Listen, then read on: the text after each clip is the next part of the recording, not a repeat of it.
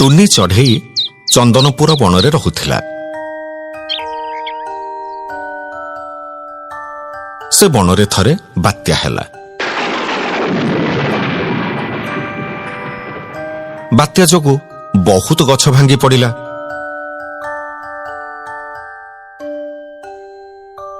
ବହୁତ ପଶୁପକ୍ଷୀଙ୍କର ଘରଦ୍ୱାର ବି ଭାଙ୍ଗିଗଲା।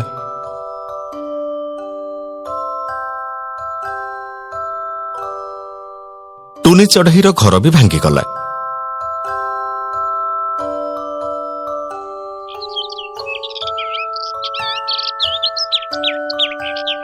ସେ ନିଜ ଘର ପାଇଁ କାଠି କୁଟା ସଂଗ୍ରହ କରିବାକୁ ବାହାରକୁ ଗଲା।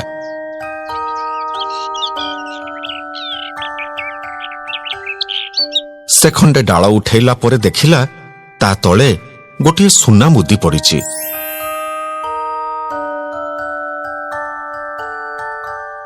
ସୁନା ମୁଦିକୁ ଦେଖି ଟୁନିର ମନ ଭାରି ଖୁସି ହେଇଗଲା।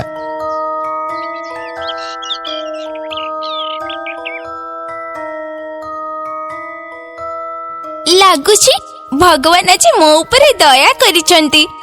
ମୁଁ ଏ ସୁନା ମୁଦିଟା ନେଇ ମନ ଖୁସିରେ ପେଟ ପୂରେଇ ଖାଇବି। ଏଇ କଥା ଚିନ୍ତା କରି ସୁନା ମୁଦିଟିକୁ ଥଣ୍ଟରେ ଧରି ଟୁନି ଉଡ଼ି ଚାଲିଲା।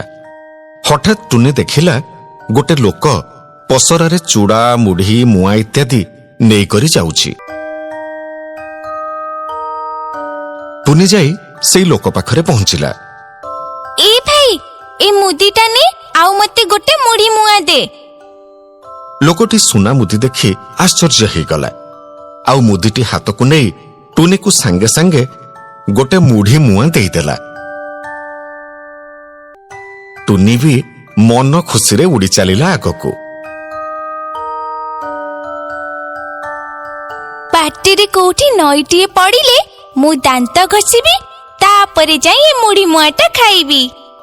ସତକୁ ସତ କିଛି ବାଟ ଯିବା ପରେ ଗୋଟାଏ ନଈ ପଡ଼ିଲା।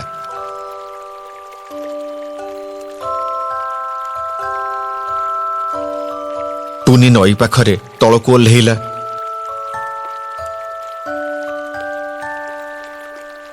ଆଉ ମୁଆଁକୁ ତଳେ ରଖି ସେ ଦାନ୍ତ ଘଷିବାକୁ ଗଲା।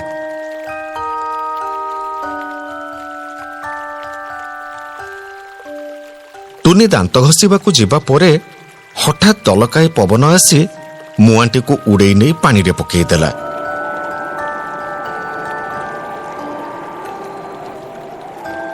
ବିଚରା ଟୁନି ସେ ମୁଆଁକୁ ସେମିତି ଚାହିଁ ରହିଥାଏ। ଆରେ ରେ, ମୋ ମୁଆଁ ପାଣିରେ ପଡ଼ିଗଲା। ମୁଁ ଏବେ କଣ କରିବି? ଚାହୁଁ ଚାହୁଁ ମୁଆଁଟା ପାଣିରେ ପୁରା ବୁଡ଼ିଗଲା।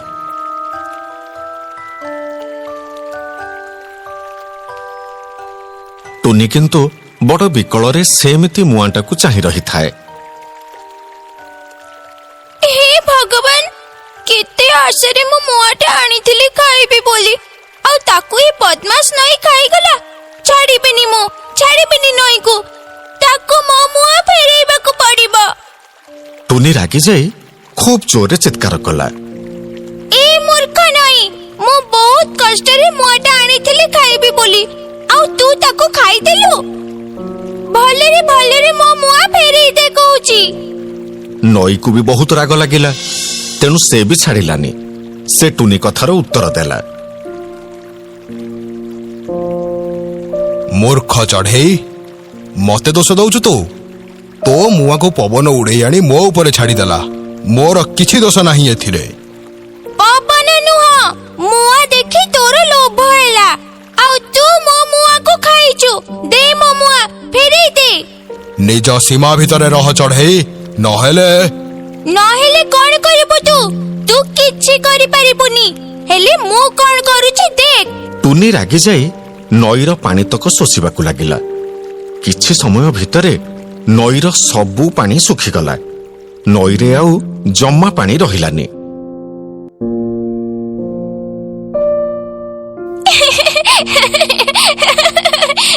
ବହୁତ ଫୁଟାଣି ମାରୁଥିଲୁ ନା ନାଇଁ?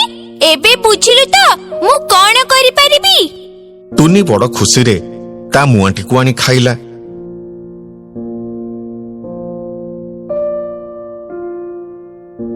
ନଈରେ ଯେତେ ଗୁଳ୍ମ ପୋକ ଜୋକ ରହିଥିଲେ ସବୁ ଯାଇ ପହଞ୍ଚିଗଲେ ଟୁନିର ପେଟ ଭିତରେ।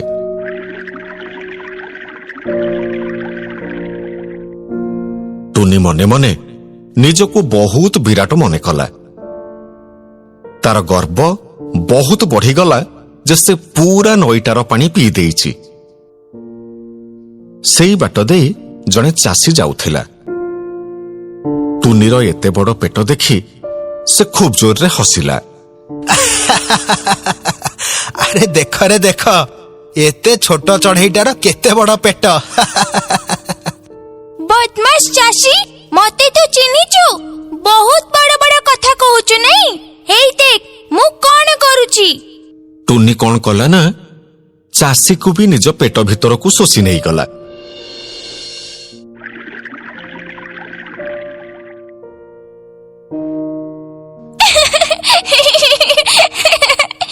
ଆରେ ମତେ ଚିହ୍ନିନି ମୁଁ କିଏ? ଟୁନିର ଆହୁରି ଗର୍ବ ବଢିଗଲା। ସେ କାହାକୁ ବି ମାନିଲାନି।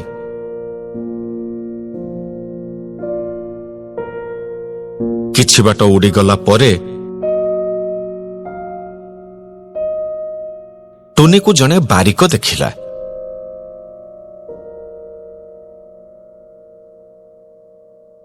ସେ ବାରିକଟି ବି ଖୁବ୍ ଜୋରରେ ହସିଲା।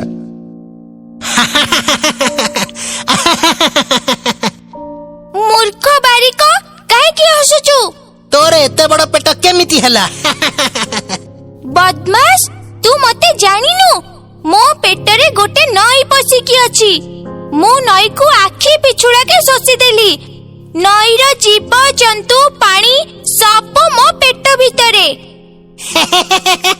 କି କଥା? ମୋ କଥା ଶୁଣି ତୁ ପୁଣି ହସିଲୁ? ତତେ ମୁଁ ଛାଡ଼ିବିନି, ସାଙ୍ଗେ ସାଙ୍ଗେ ତତେ ଶୋଷି ନେବି। ଯେମିତି ଟୁନି ବାରିକକୁ ଶୋଷିବା ଆରମ୍ଭ କରିଛି, ବାରିକ ତା ହାତରେ ଧରିଥିବା ଖୁରରେ ଟୁନି ପେଟକୁ ଚିରିଦେଲା। ଟୁନି ପେଟରେ ଥିବା ନଈର ପାଣି ଜୀବଜନ୍ତୁ ସବୁ ବାହାରକୁ ବାହାରି ଆସିଲେ। ଆଉ ଟୁନି ସେଇଠି ଟଳି ପଡ଼ିଲା। କେବଳ ଗର୍ବ ପାଇଁ ଶେଷରେ ଟୁନିର ଜୀବନ ଗଲା। ଆତ୍ମବିଶ୍ୱାସ ଆଗକୁ ବଢିବାକୁ ସାହସ ଦିଏ, କିନ୍ତୁ ଗର୍ବ ସବୁକିଛି ଧ୍ୱଂସ କରିଦିଏ। ଜଙ୍ଗଲ ଭିତରେ ରହୁଥିଲା ହରିଣଟିଏ। ତାର ସବୁଠୁ ଭଲ ସାଙ୍ଗ ଥିଲା କାଉ। ଯଦିଓ ହରିଣ ଶାକାହାରୀ ଆଉ କାଉ ମାଂସାହାରୀ, କିନ୍ତୁ ଦୁହିଁଙ୍କ ଭିତରେ ଅତି ନିବିଡ଼ ବନ୍ଧୁତା।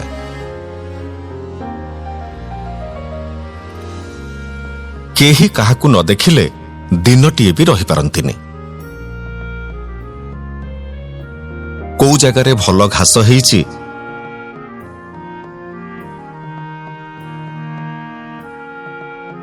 ସେ କଥା କାଉ ଆସି କହେ ହରିଣକୁ।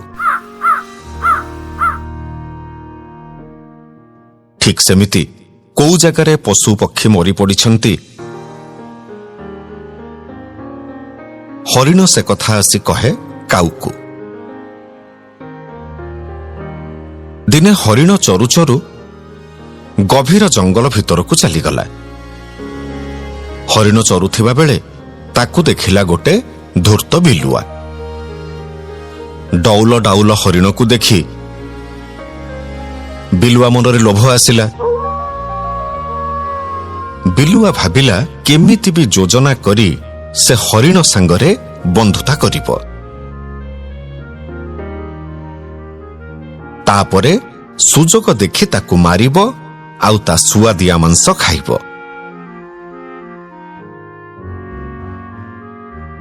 ଏଇ କଥା ମନରେ ରଖି ବିଲୁଆ ପହଞ୍ଚିଲା ହରିଣ ପାଖରେ।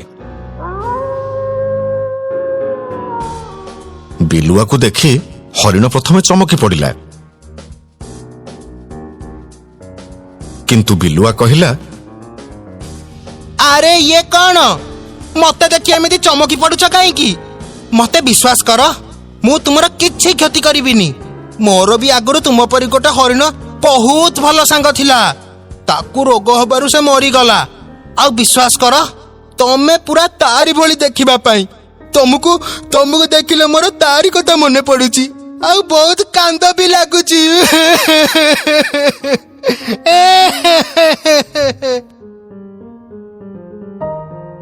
ନିରୀହ ଓ ସରଳ ହରିଣଟି ସେ ବିଲୁଆକୁ ଆଶ୍ୱାସନା ଦେଲା।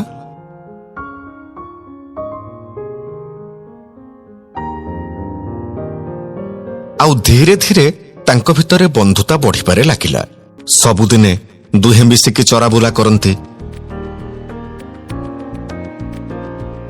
ଦିନେ ବିଲୁଆ ହରିଣକୁ କହିଲା, ବୁଝିଲ ହରିଣ ଭାଇ, ଜଙ୍ଗଲର ଶେଷ ମୁଣ୍ଡରେ ଆଖୁ କ୍ଷେତ ଅଛି। ଅତି ମିଠା ସେ ଆଖୁ, ତମକୁ ବହୁତ ଭଲ ଲାଗିବ। ତମେ ଯଦି କହିବ, ମୁଁ ତମକୁ ନେଇ ସେ କ୍ଷେତ ଦେଖେଇଦେବି। ହରିଣ ବିଲୁଆ କଥାରେ ରାଜି ହେଇଗଲା। ଆଉ ଆଖୁ କ୍ଷେତରେ ପହଞ୍ଚି ପେଟ ଭର୍ତ୍ତି କରି ଆଖୁ ଖାଇଲା। ସେଦିନ ସନ୍ଧ୍ୟାରେ କାଉ ସହିତ କଥା ହେବା ବେଳେ ହରିଣ କହିଲା, ଏତେ ମିଠା ଆଖୁ ତ ମୁଁ ଜୀବନରେ କେବେ ଖାଇନଥିଲି।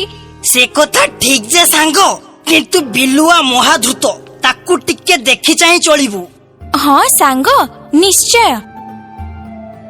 ବିଲୁଆ ତ ଏପଟେ ସୁଯୋଗ ଖୋଜୁଥାଏ, କେମିତି ହରିଣ ମରିବ ଆଉ ସେ ତା ମାଂସ ଖାଇବ। ଆଖୁ କ୍ଷେତର ମାଲିକ ବାରମ୍ବାର ଦେଖିଲା ଯେ କୌଣସି ଗୋଟେ ଜଙ୍ଗଲୀ ପଶୁ ତା ଫସଲକୁ ନଷ୍ଟ କରୁଛି।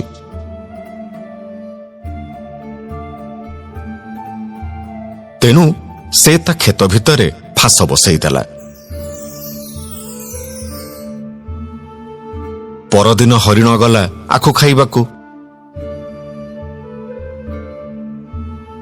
ବିଲୁଆ ଆଗରୁ ଜାଣିସାରିଛି ଯେ ଚାଷୀ ତା କ୍ଷେତରେ ଫାଶ ବସେଇଛି, ଆଉ ବିଲୁଆ ଏହି ସୁଯୋଗକୁ ବି ଅପେକ୍ଷା କରି ରହିଥିଲା। ହରିଣ ଯେମିତି ଚରିବାକୁ କ୍ଷେତ ଭିତରେ ପଶିଲା, ବିଲୁଆ ବୁଦା ଉହାଡ଼ରେ ଲୁଚି ବସିଲା। ସତକୁ ସତ କିଛି ସମୟ ଭିତରେ ଫାଶରେ ପଡ଼ିଯାଇ ହରିଣଟି ଛଟପଟ ହେଲା।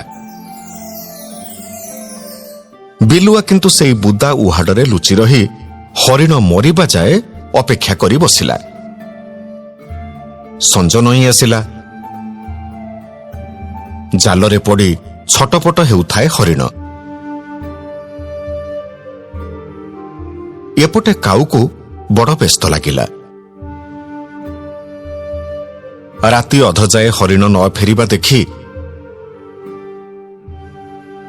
ଶେଷରେ ସେ ଦେଖିବାକୁ ପାଇଲା ଯେ ତା ବନ୍ଧୁ ହରିଣ ଚାଷୀର ଜାଲରେ ପଡ଼ି ଛଟପଟ ହେଉଛି। କାଉ ବୁଦ୍ଧି ଖଟେଇ ହରିଣ ପାଖରେ ପହଞ୍ଚି ତାକୁ କହିଲା, ଏବେ ଚାଷୀ ଆସିବାର ସମୟ ହେଇଗଲାଣି। ତୁ ବିଲକୁଲ ନିଶ୍ୱାସ ବନ୍ଦ କରି ମଲାଙ୍କ ଭଳି ପଡି ରହ। ମୁଁ ତ ମୁଣ୍ଡ ଉପରେ ବସି ତୋ ଆଖିକୁ ଖମ୍ପିବି ଧୀରେ ଧୀରେ, ଯେମିତି ଚାଷୀକୁ ଲାଗିବ ଯେ ତୁ ମରି ଯାଇଛୁ। ଆଉ ସେ ଆସି ଜାଲ ଖୋଲୁଥିବା ବେଳେ ମୁଁ ଯେମିତି କା ବୋଲି ଡାକିବି, ତୁ ଖୁବ୍ ଜୋରରେ ଦୌଡ଼ିକି ପଳେଇବୁ। କାଉର କଥା ମାନି ହରିଣ ମଲାଙ୍କ ଭଳି ପଡ଼ି ରହିଲା। କିଛି ସମୟ ପରେ ଚାଷୀ ଆସି କ୍ଷେତରେ ପହଞ୍ଚିଲା। ତା ଜାଲରେ ପଡ଼ି ହରିଣଟି ମରିଯାଇଥିବାରୁ ଚାଷୀର ମନ ବେଶ ଖୁସି ଥିଲା। ଏପଟେ ବିଲୁଆର ଖୁସି କହିଲେ ନ ସରେ। ସେ ଭାବୁଥାଏ, ମଲା ହରିଣଟାକୁ ଚାଷୀ ଫୋପାଡ଼ି ଦେଇଯିବା ପରେ ସେ ମନ ଖୁସିରେ ତାକୁ ଭୋଜନ କରିବ। ତେଣୁ ସେ ଏବେ ବୁଦା ବାହାରକୁ ଆସି ଚାଷୀ ଆଉ ହରିଣଙ୍କ ଆଡ଼କୁ ଚାହିଁ ରହିଥାଏ। ଚାଷୀ ଆସି ଦେଖିଲା ହରିଣଟି ମରିଯାଇଛି। ତେଣୁ ସେ ଧୀରେ ଧୀରେ ଜାଲ ଖୋଲିବାରେ ଲାଗିଲା। ପୁରା ଜାଲ ଖୋଲି ସାରିବା ପରେ ଚାଷୀ ଯେତେବେଳେ କାନ୍ଧରୁ ଗାମୁଛା କାଢ଼ି ଝାଳ ପୋଛି ହେଉଥିଲା, ସେତିକିବେଳେ କାଉ ଡାକିଲା, କା କା ଡାକ ଶୁଣିବା ମାତ୍ରେ ଚଟାପଟ ଉଠି ଦୌଡ଼ିଲା ହରିଣ। ଏ କଥା ଦେଖି ତା ପାଖରେ ପଡ଼ିଥିବା ଗୋଟେ ବଡ଼ ପଥର ଖଣ୍ଡକୁ ଚାଷୀଟି ଖୁବ୍ ଜୋରରେ ଫୋପାଡ଼ିଲା ହରିଣ ଉପରକୁ। କିନ୍ତୁ ସେଇ ପଥରଟି ହରିଣ ଦେହରେ ନ ବାଜି ଖୁବ୍ ଜୋରରେ ଯାଇ ବାଜିଲା ବିଲୁଆର ମୁଣ୍ଡରେ। ବିଚରା ବିଲୁଆର ସେଇଠି ଠକ୍ କରି ପ୍ରାଣ ଛାଡ଼ିଗଲା। ପରର ଅମଙ୍ଗଳ ଚିନ୍ତା କଲେ ନିଜକୁ ବିପଦରେ ପଡ଼ିବାକୁ ହୁଏ।